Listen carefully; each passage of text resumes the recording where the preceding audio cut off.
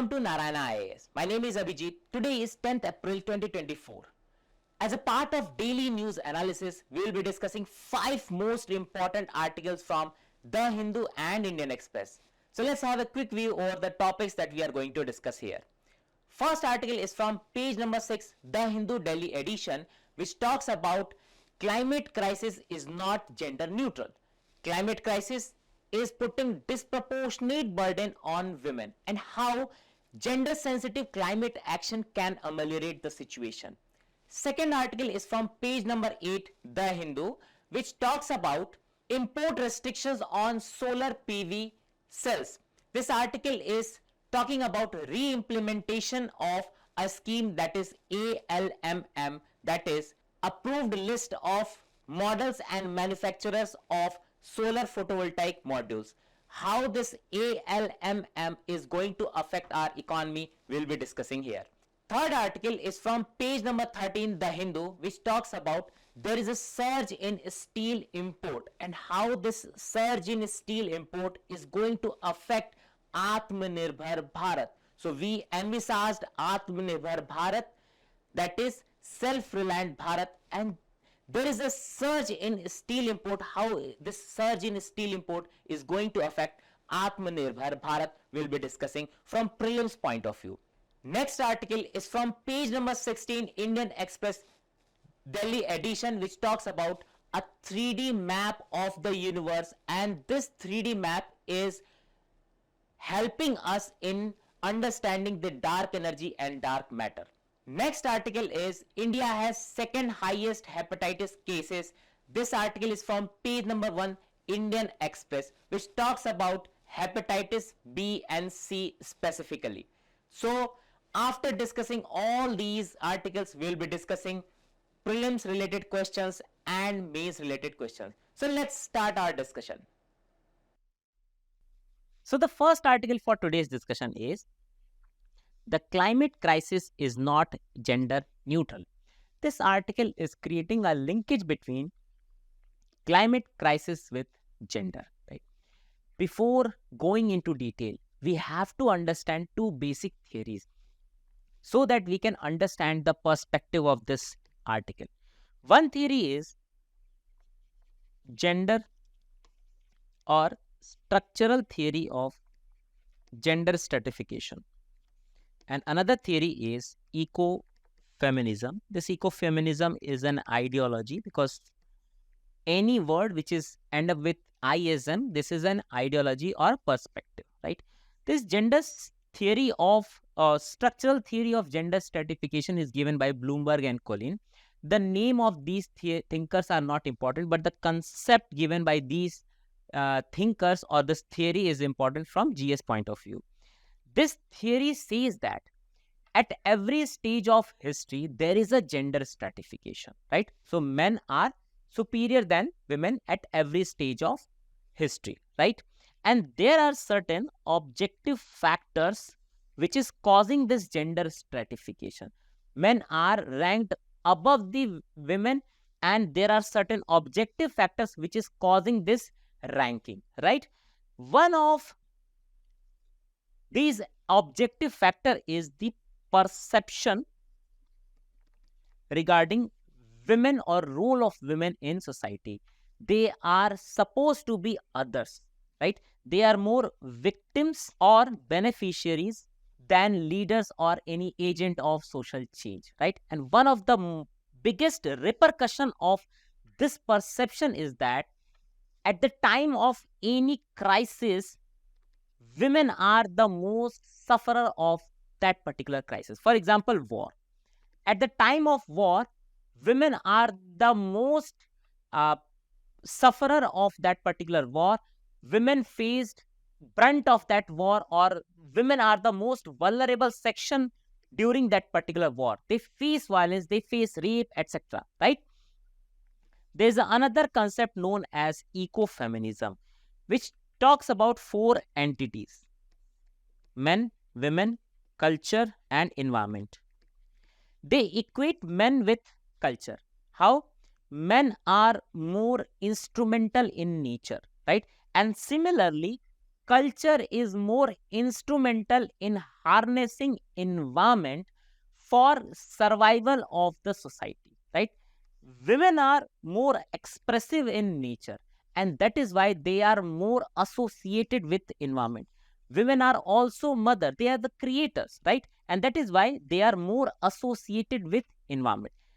Men exploit women in the same fashion culture exploits environment, right?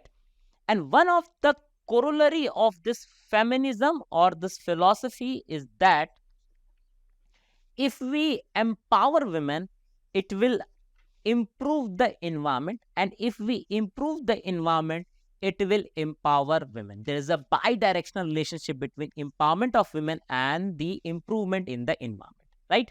So these two theories, the structural theory of gender stratification and ecofeminism, was important to understand the perspective of this article, right? Why this article is important at all for our UPSC objective? Because this article is discussing about climate change, how this climate change is affecting or getting affected by gender inequality, and if at all there is a gender specific climate action, how it will ameliorate the situation, right? In GS paper 1, there's a topic, role of women and women's organization, population associated issues. And GS paper 3, there's a topic, conservation, environmental pollution and degradation. All of them are related with this article.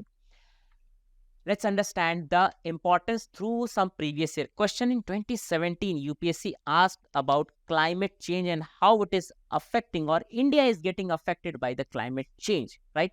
And in future, you can expect a question related with the climate change and its relation with gender or gender inequality, because UPSC nowadays are more interested towards asking multidisciplinary questions, right?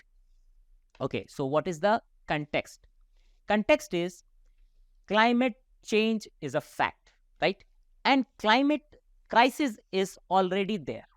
We are facing climate crisis, but this climate crisis is not affecting everyone equally. Rather, women are disproportionately burdened with this climate crisis. Women and girls are experiencing disproportionately high health risks, especially in the situation of poverty and due to existing roles, responsibility, and cultural norms. That means ecofeminism, right? So if there is a problem in the environment, if there is a crisis in the climate, it will negatively affect the women or women's situation in the society. As per UNDP, that is United Nations Development Program, women and children are 14 times more likely than men to die in a particular disaster. And one of the basic reason is this is structural theory of gender stratification. How? Women are victims, women are beneficiaries, and that is why we are not giving them life skills, because they are not supposed to be leader. They are not the agent of social change, and that is why we are not giving them adequate life skills. And in case of any disaster, these women and children are the most sufferer, right? Okay, what is the background? Background is India's Supreme Court has acknowledged the right to be free from adverse effects of climate change and the right to clean environment as the part of fundamental right to life. But this fundamental right is not ensured for women adequately, right? How women and climate are associated? There are two parts. First is the sector of economy where women are more concentrated, right? So concentration of women, whenever there is a higher concentration of women, there will be higher impact of climate. Whenever there is a higher impact of climate, there will be higher concentration of women, right? And one of the repercussion of any crisis is increase in the violence, right? And another aspect is, if we want to, or if we wish to empower women, and if we wish to improve our climate, we have to see this mutual relationship. We have to see this symbiotic relationship, and we need to ensure gender sensitive climate action, right? Okay, so these are the three basic aspects of this relationship between climate and gender, right? So the first is concentration.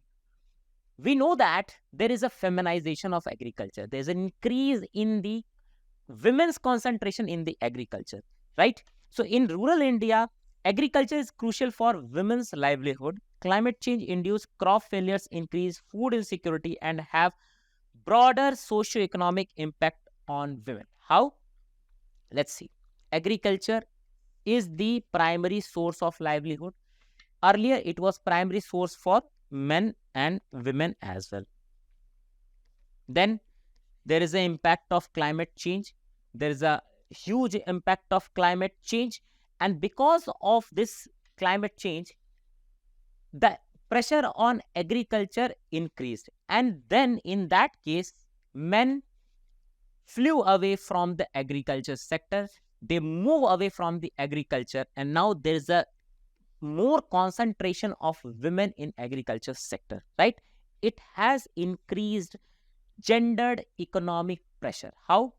Earlier, most of the agricultural work was done by men, and some of the agricultural work was done by women, and domestic works were majorly done by women. Now, after this movement of men from agriculture to another sector, women has to do the agricultural works as well as the domestic works. So now they are facing more burden on themselves, right? So women are, or there is an increase in the burden on women, right? And which is affecting their health and nutrition. How health? Because they are giving more time to their work, right? They are more burdened with the work. So there is an increase in mental pressure as well as physical pressure. There is also a relationship between nutrition and the climate crisis. How? NFHS 5, National Family Health Survey 5. It says that the drought affected the area which is more likely to face undernourishment, and which is in line with the ecofeminism theory, right? So this health and nutrition of women is getting deteriorated day by day, right? Also, there is a rise in intimate partner violence. How? In case of any crisis, women are the most sufferer. They become more vulnerable, right? So men who are facing this crisis are releasing this crisis or the pressure on women in terms of violence, right? And there is an increase in violence in drought prone area as per government's report, right? There's also report which shows that, or according to NFHS, it shows that the drought prone area or the area which are more vulnerable towards the climate change or climate risk are the area which is showing more early marriages, right? So there is a impact of all these factors to physical and mental health impacts. It is increasing burden on women's physical as well as mental impact, and it is deteriorating their mental and physical health, right? Also, it is negatively affecting their emotional well-being, right? Because of increase in pressure and the violence, right? Okay.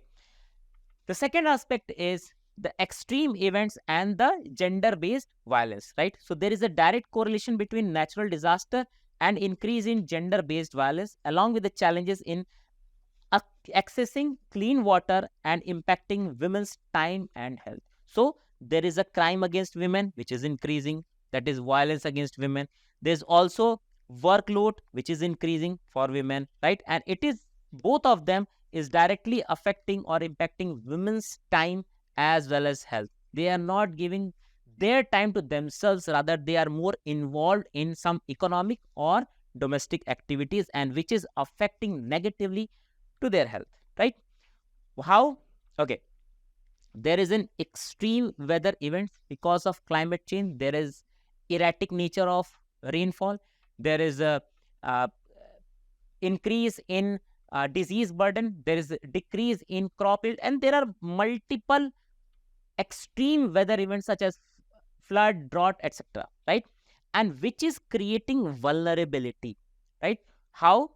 According to CEEW report in 2021, CEEW stands for Council on Energy, Environment and Water, which says that 75% of Indian districts are at risk of hydrometeorological disasters.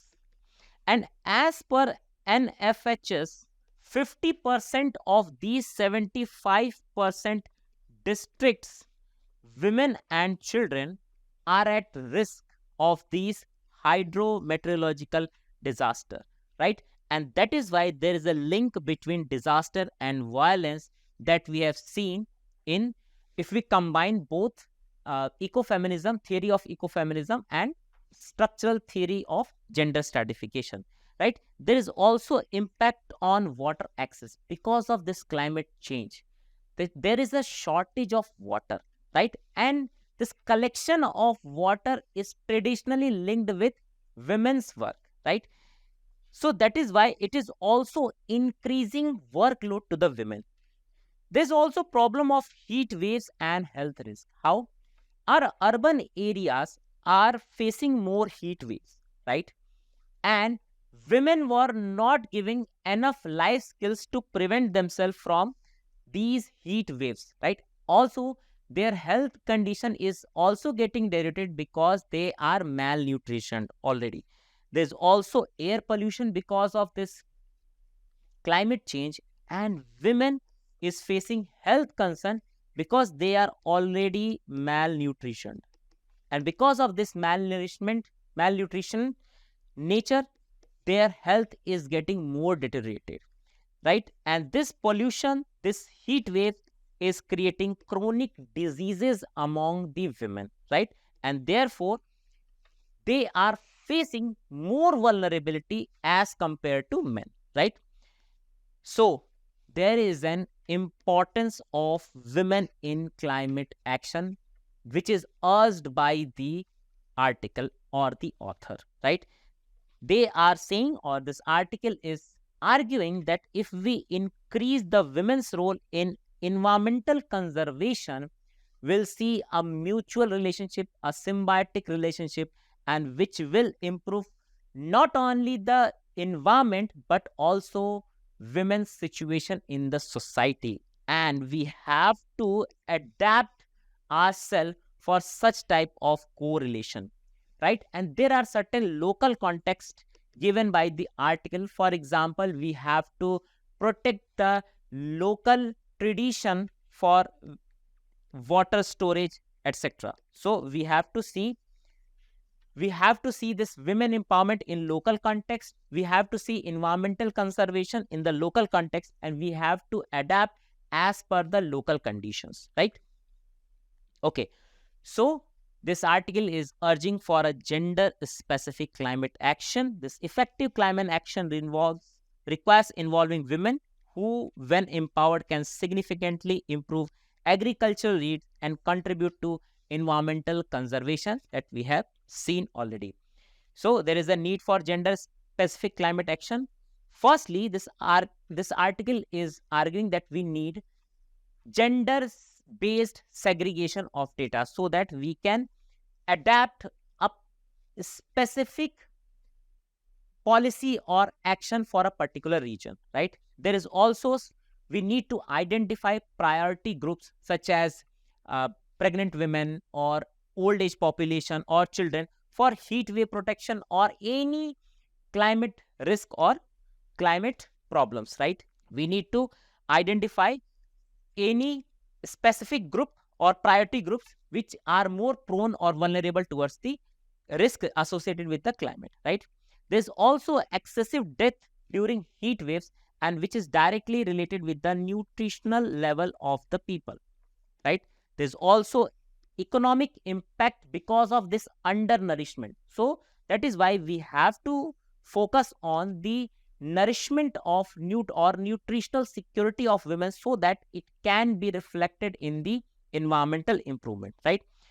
There's also role of local authorities such as Panchayati Raj or SHG. This article is arguing that we need to empower these local authorities so that they can approach to women, they can empower women, and this empowerment can be reflected in the environmental improvement, right? So we need heat wave adaptation measurement, so that on that measurements should be in consonance with the local context, right? And there is a urban planning for heat wave mitigation or heat mitigation, that is this article is urging, right? We need to adopt innovative housing solutions so that we can mitigate the heat waves. Also, we have to see the or we have to resolve the water shortage problem, so that we can decrease the burden of women. For that, we have to leverage traditional knowledge, and we have to improve the technology, we have to leverage the technology and the local planning, as well as the local authorities role. We have to increase, or we have to involve the local authorities for this regard, in this regard, right? To improve the or to reduce the water shortage problem, this article is urging for some local solution, and they are arguing that addressing water scarcity through traditional and innovative methods like rainwater harvesting is crucial, with local actions being pivotal. So they are arguing that there's a water shortage because of climate risk. Because of this water shortage, women are facing the problems, they are becoming more vulnerable. To improve this water shortage problem, or to mitigate this water shortage problem, we need to adopt some traditional and innovative methods, right, such as rainwater harvesting, and we need to engage people or the authorities which are at the local level, such as SHG or uh, Panchayati Raj institution, etc. We need to empower local governments, and we have to increase the capacity. We need to build the capacity specifically for women, right? There should be some gender sensitive planning, and women should be associated with this planning process, as well as the execution and feedback mechanism, right?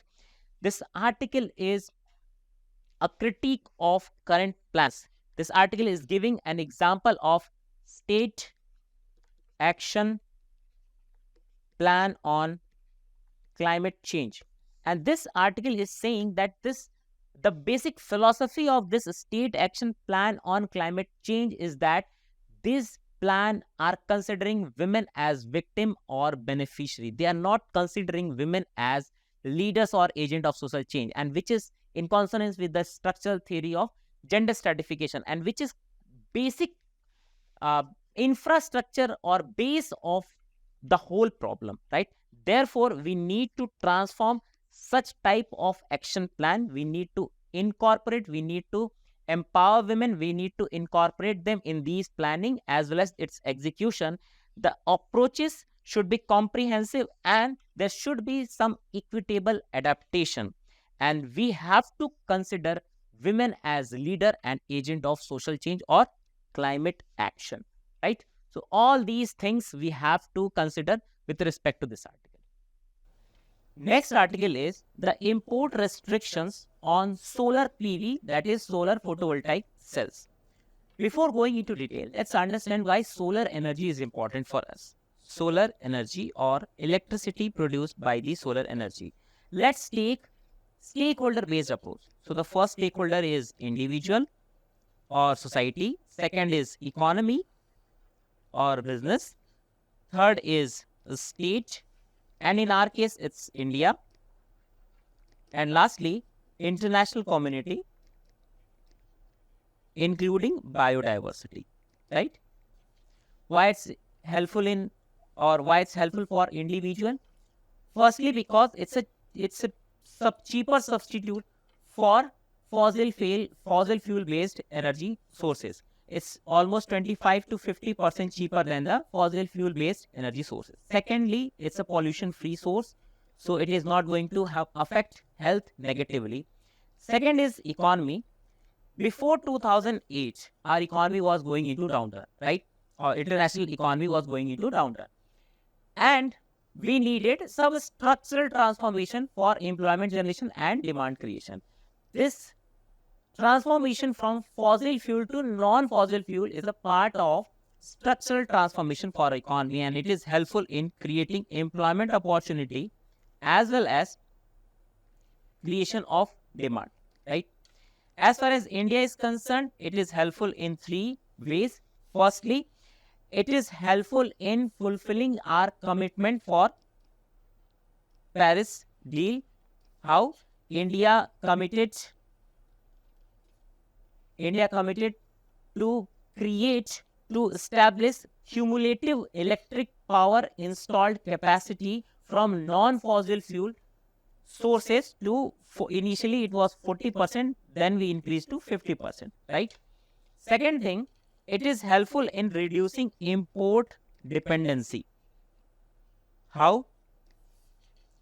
Firstly, because of our geological features, because of our geographical features, we were dependent upon some foreign countries, specifically to West Asian countries, for our energy sources, right? Now, if we transform ourselves from fossil fuel based economy to non-fossil fuel based economy, it will reduce our import dependency, specifically for petroleum and gas sources, right?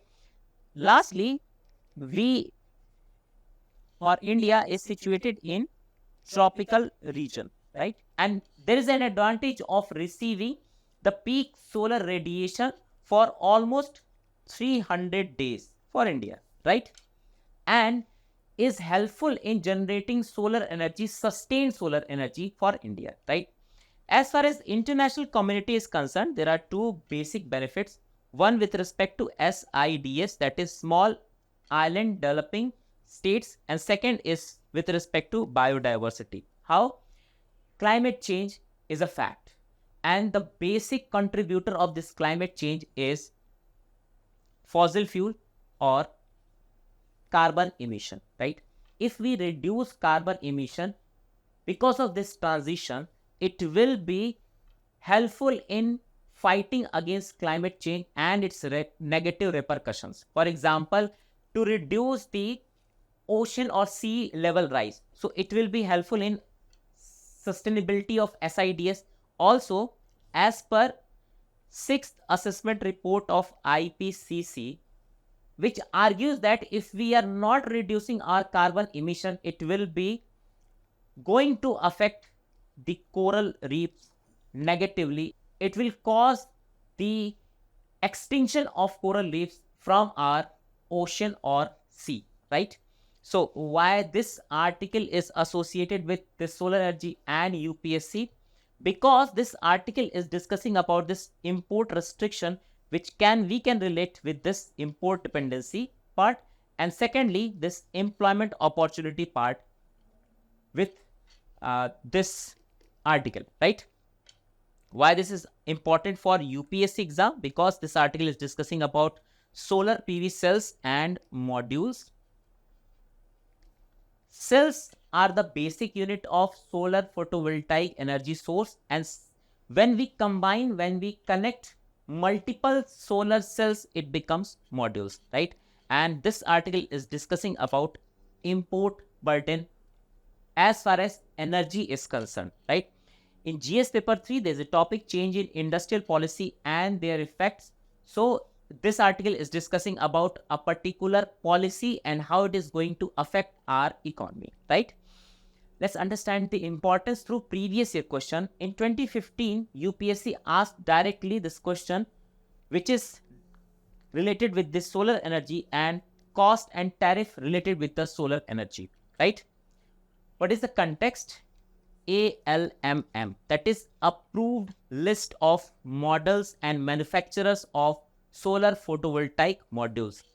Initially in 2019 it was implemented, it was started, and in 2023 it was disbanded, we stopped the implementation of this ALMM. Again, we re-implement in 2024, right?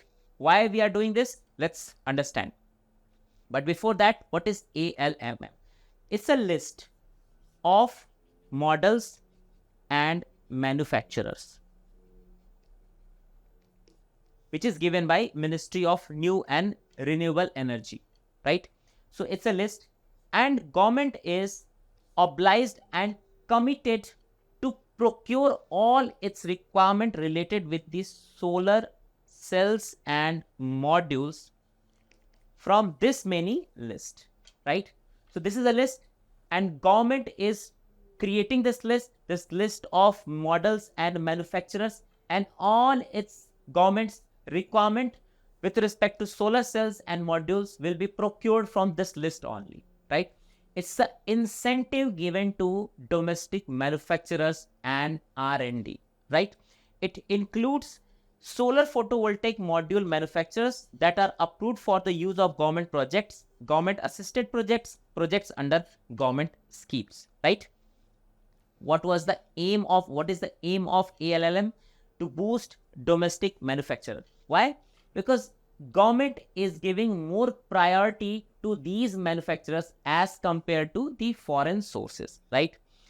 Its purpose is to ensure quality and reliability of solar photovoltaic modules and cell, and that is why in 2023 government found that it is not helpful in quality and reliability. That is why we disbanded. Now we are confident enough that this list, these manufacturers will be helpful in ensuring quality as well as reliability, and that is why we re-implemented this ALMM scheme. It's a way to support Indian manufacturers by providing them a platform that ensures a market for their products given the stiff competition from foreign manufacturers, particularly from countries such as China and Vietnam, right?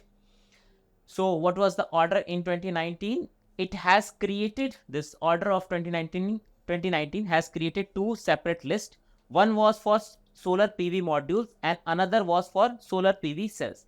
And government was committed to procure all the solar cells and its requirement with respect to solar PV modules from these many manufacturers only, right?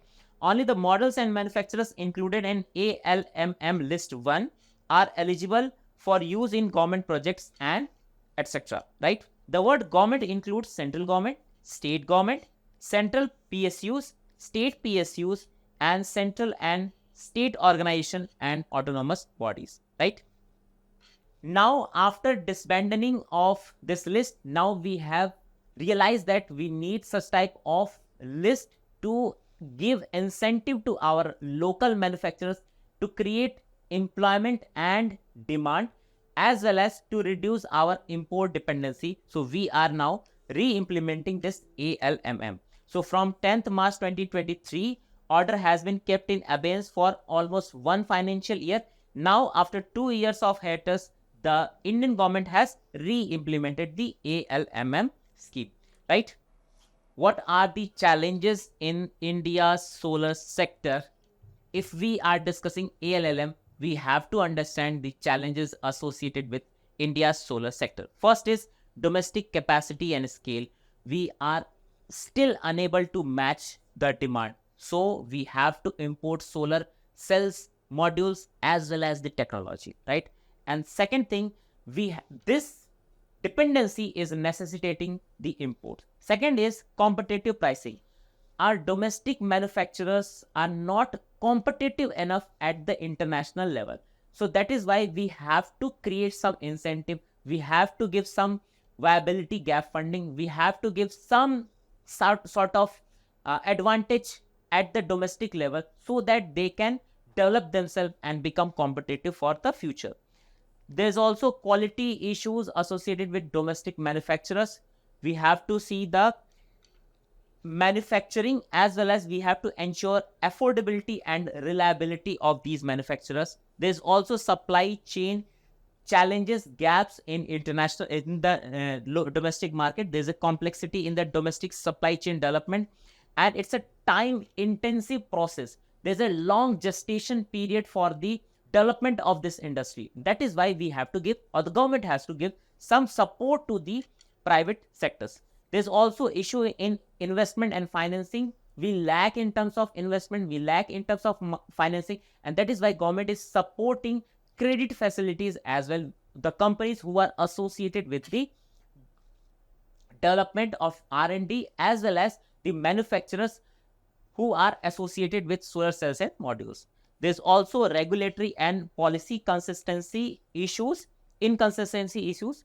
There's need of importance. There is a need of consistent policies. Why?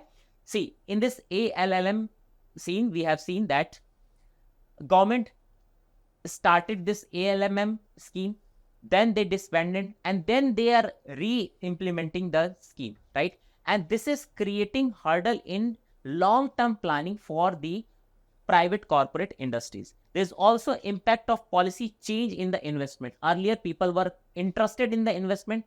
They withdraw their investment. Now they again invest in this sector. So that is why we have to ensure consistency in our policy and regulatory framework.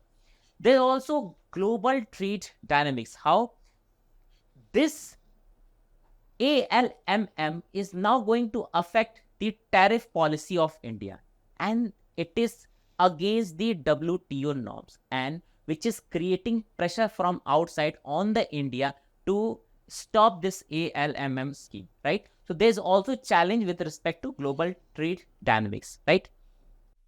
Next article is Surge in Steel Imports, a Warning for Atmanirbhar Mission. What is Atmanirbhar Mission?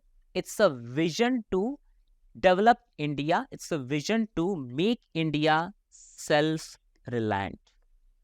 And how we can make India self-reliant? With the help of broadly two processes. First is to strengthen, or by strengthening, economic sector or economic system. And second is to give a proper direction, either it's new or old, to give proper direction for its development trajectory, right? So with the help of these two things, we are making, or we are envisaging to make India a self-reliant country. But recently what we have witnessed, that there is a recent surge in the steel import, and which is creating a problem in ensuring self-reliant or Atmanirbhar Bharat. Why this article is important? Because this article is discussing about steel industry, Atmanirbhar Bharat, which is important for prelims point of view. And in GS paper 3, there's a topic, economic growth and development and industrial growth, which is directly related to this topic. Okay.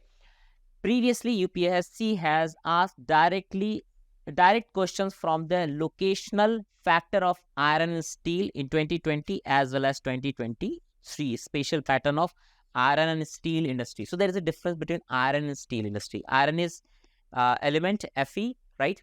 And when we mix some impurity such as another element such as nickel or carbon to this crude iron, it becomes steel, and its chemical and physical property gets improved, right? So it becomes steel. What is the context? We have witnessed a net increase in net import of steel, and not just increase, it's a very huge increase, huge surge in the net import of the steel, and which is a warning signal for countries' self-reliance. So as per Steel Ministry's Joint Plant Committee, this committee is not important, but this 38% surge of imports in steel is important. Still, we are the second largest producer of steel in the world, right? So even after that, we see a very huge 38% increase in the steel import, right? Let's see some information regarding India's steel sector. India has emerged as the second largest producer with almost 6 to 7% growth rate in the steel sector. It has majorly two components, crude steel output and finished steel production. What is the difference? Crude steel output, when we convert iron to steel, it is in the form of liquid initially, right? So this liquid steel along with the first solid steel just after the solidification of liquid steel is known as crude steel, right? And India produces almost 125 million tons of crude steel. And this is slightly higher than the finished steel production, which is the value added part of crude steel, right? Okay.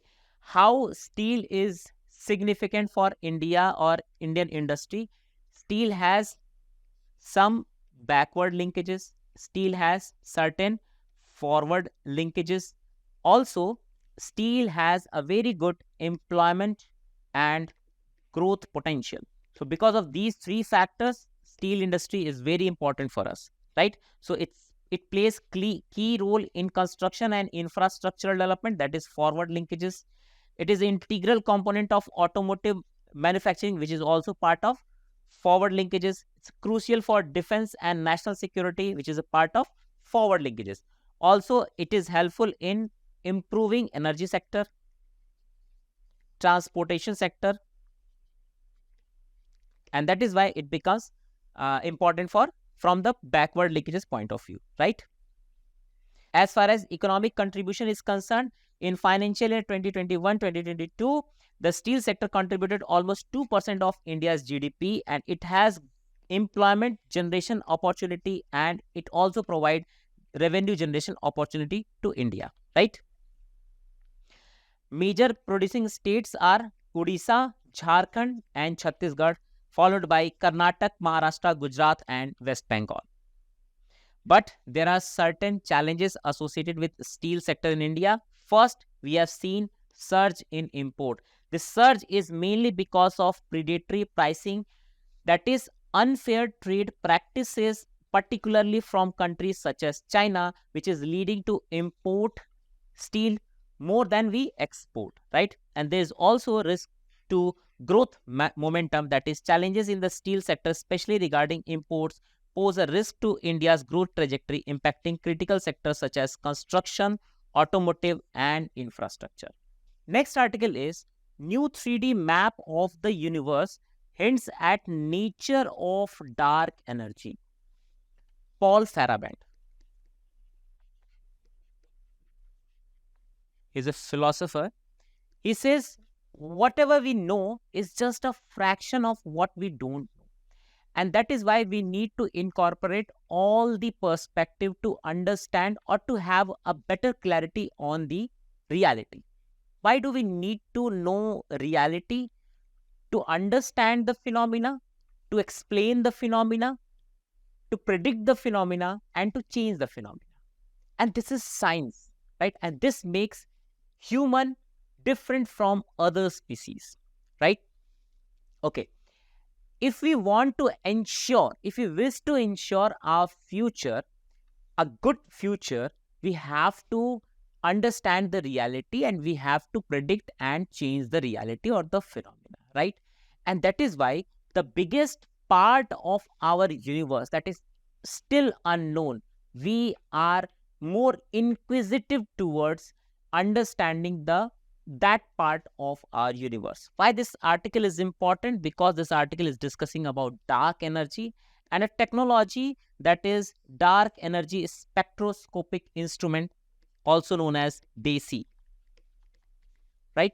This article is important from prelims point of view, and in the JS paper 3, awareness in the fields of space is directly associated with this article. Let's understand the importance through previous year question. In 2012, UPSC asked about the question which is related with the continued expansion of the universe, which was related with the redshift, movement of asteroid, etc., etc. So you can expect such type of question in future as well. What is the context? The team of researchers recently released the most comprehensive three-dimensional, that is 3D map of the universe, offering insight into dark energy, that is the mysterious force which is driving the universe expansion, right? That means initially universe was expanding at a different rate. Now dark energy has increased the space of universe expansion, and that is why we have to understand dark energy so that we can understand this expansion of universe and we have some clarity over the universe. What is dark energy? It's a mysterious and elusive form of energy that remains poorly understood by scientists. We haven't understand completely about the dark energy, right? So you can see in the picture, initially after Big Bang, just after Big Bang, our universe was expanding at a particular rate, and after particular period of time, this because of this dark energy, our universe is expanding more rapidly, right? As far as percentage of the universe is concerned, almost 68% of the universe is composed of dark energy, right? And almost 27% of the total universe is known as dark matter, right? So dark matter and dark energy is both are different, right? Dark matter accounts for almost 27% of the universe total content, right? More on the dark energy, it plays a very important role in the universe, specifically with respect to the expansion of the universe that we have seen. In presence, influences the dynamics of the universe as well. So if it is affecting dynamics, then only it is affecting the expansion of the universe. Also, relatively, it is more abundant than what we know, that what we see. What we know is just a 5% of total things available in the universe. Despite its prevalence, all normal matters, including everything on Earth, everything observed with scientific instrument, constitutes less than 5% of the universe. Right?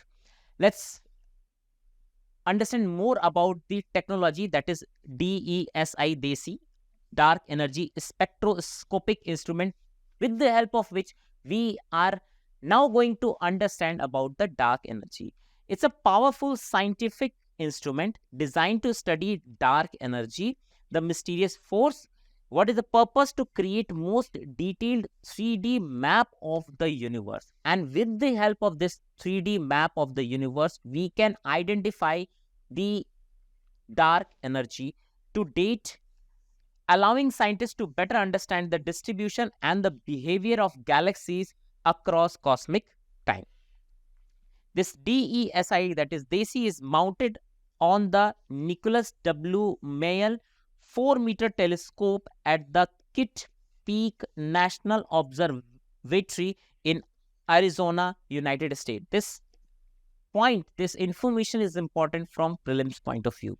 It consists of 5,000 robotic eyes which capable of capturing and processing light from a separate galaxy simultaneously, right? So that is how we are creating. So these are the 5,000 eyes situated in the Arizona, and with the help of these eyes, we are creating images of different galaxies and creating 3D images, 3D picture of our universe, right?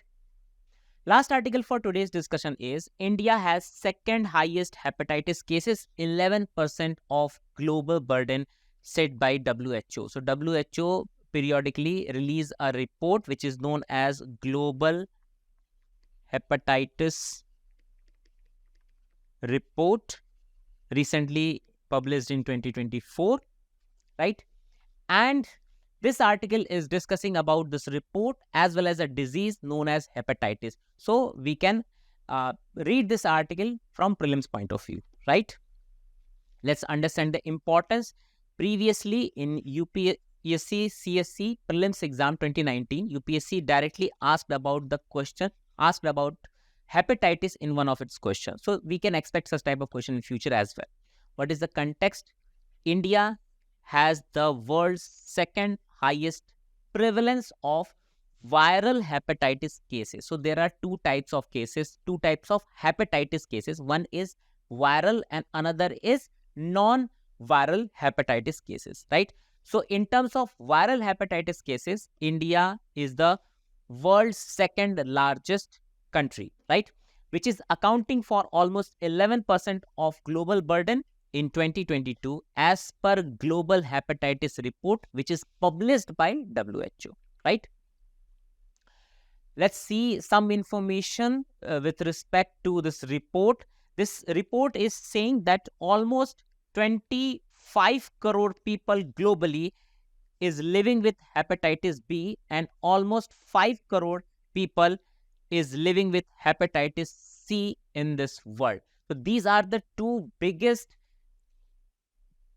types of hepatitis which are more prevalent in the world. And as far as India is concerned, 29 million of hepatitis B cases, which is next to China, and 5.5 million hepatitis C cases, which is next to Pakistan, right? An estimated 1.23 lakh people died due to hepatitis in India, and globally the data goes to 1.3 million, that is almost 13 lakh population, right? For almost every disease, we apply one strategy, that is PPD, which is also helpful in resolving the disease burden, and which is also helpful in writing our mains exam why this a particular disease is occurring more prevalently in the world or in a particular region. That is prevention, protection, and detection. So we have to prevent our population, or we have to prevent certain disease to occur on a particular population. If a particular individual or community is trapped into that particular disease, we have to protect with the help of certain medication or vaccination. And before occurring this disease, we have to detect early this disease, right? So that is why these are the three strategies we applied to reduce the health burden or disease burden, right? And in case of hepatitis, there is a problem of protection and detection both. How? We are not able to detect early this hepatitis, and still if we are able to diagnose the disease, we are not giving adequate cure to the people or the individual, right? That is why only 2.4% of hepatitis B cases were diagnosed, and none of them were receiving the treatment. And as far as hepatitis C is concerned, they are diagnosed a little bit more than the hepatitis B, that is 28%, with 21% are receiving treatment. And that is the biggest problem of this hepatitis B and C. What about hepatitis? This is the inflammation of the liver. That's it. This is a disease which is related with the inflammation of the liver, which can occur due to various causes, including virus and other than viruses, right? And there are two types of hepatitis. One is acute and another is chronic. Acute hepatitis present with symptoms such as jaundice, fever, and vomiting, while chronic hepatitis lasts over 6 months, and they are the one which occurs without symptom. Initially, they occurs without symptom, and that is why detection becomes very difficult in these cases, right? There are two types of causes. One is viral, another is non-viral causes. Viral causes including viruses hepatitis A, hepatitis B, hepatitis C, D, and E. Other viruses such as chickenpox or COVID-19 can also affect liver, right? There are certain non-viral causes as well, including drug reaction, fatty liver disease, alcohol abuse, autoimmune disorders, etc. Right? So there are multiple causes which can create or which can cause hepatitis, right? Okay. There are certain types of viral hepatitis such as hepatitis A, hepatitis B, hepatitis C, D, and E. We have to see some information related with these hepatitis so that we can exclude, we can eliminate some options in our prelims exam.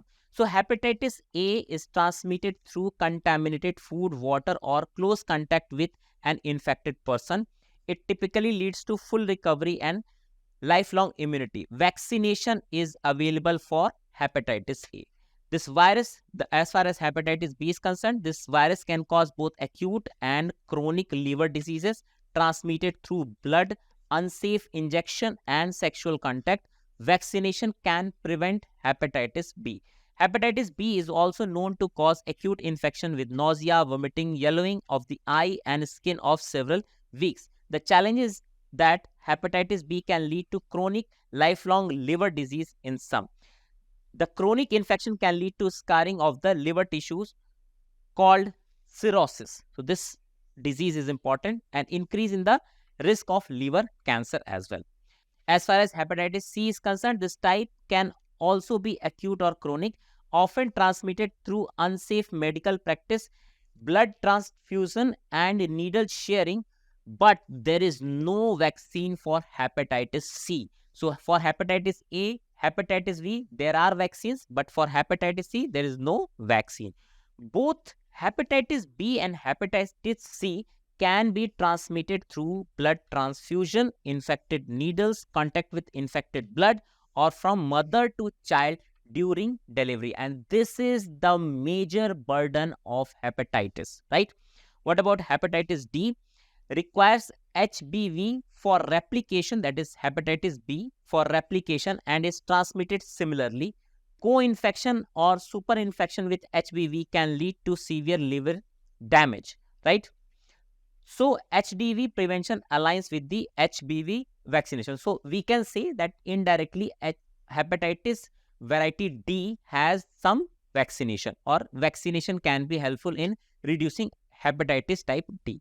What about hepatitis E? It's a commonly transmitted through contaminated water, similar with the hepatitis A. Although there is a vaccine available in China, it is not globally available, right? So what is the prevention and detection? Vaccines are crucial.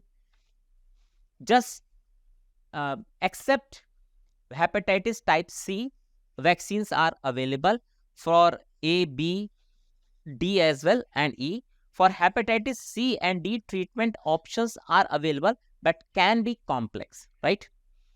So for hepatitis C, there is a medicine available, but not vaccination is available. What are the prevention techniques that we have applied so far? National Control Program.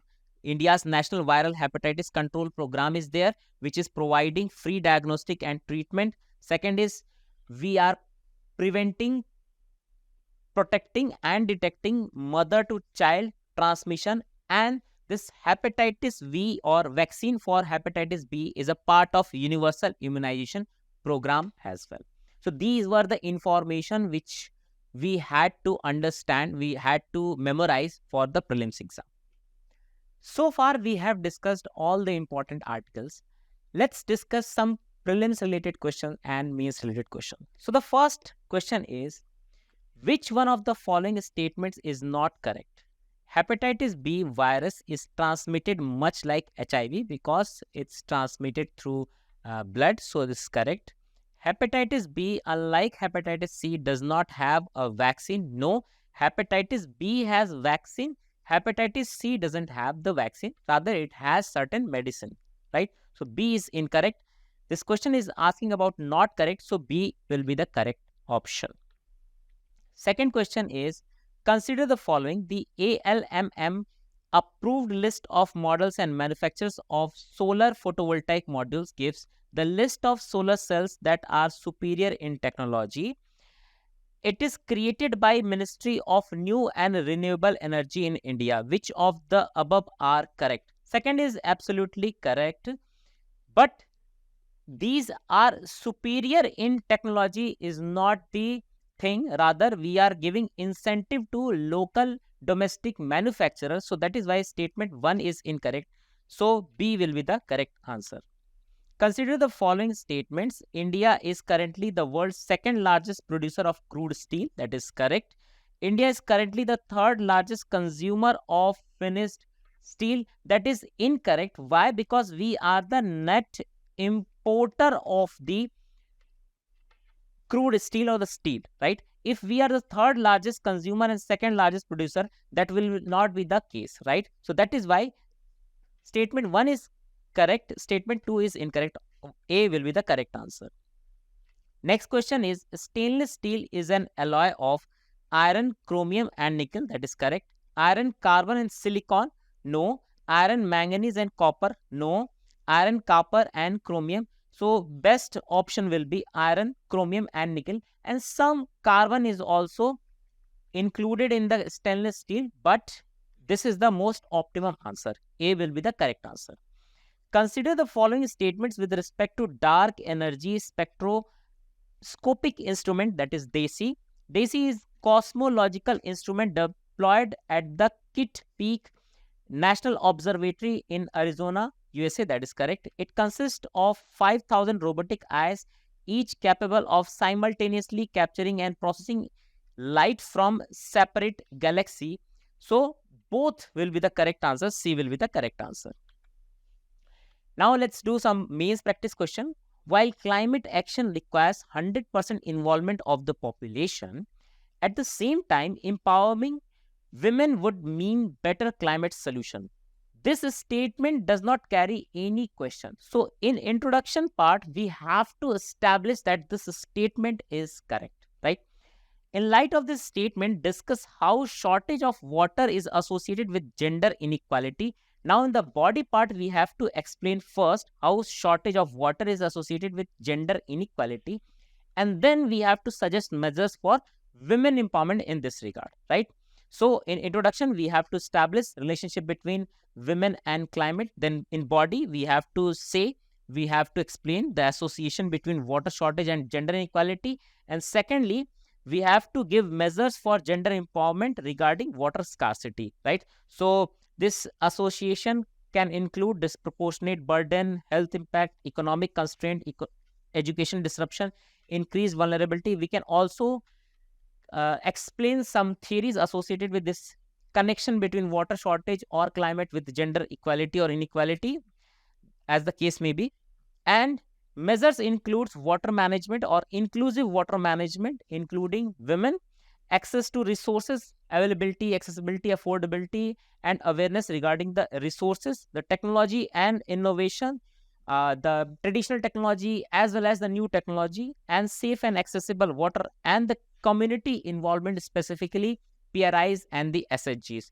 And in the conclusion, addressing the nexus between water scarcity and gender inequality, it requires multifaceted approach that empowers women as key stakeholders in water management and climate resilience. By ensuring that women have a voice in these critical issues, societies can develop more inclusive, effective, and sustainable solution to the challenges posed by water scarcity.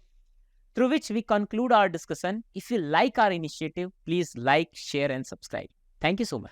Attention students, tomorrow will be a holiday because of a holy festival Ramzan, and the next DNA video will be published on 12th April. Stay tuned.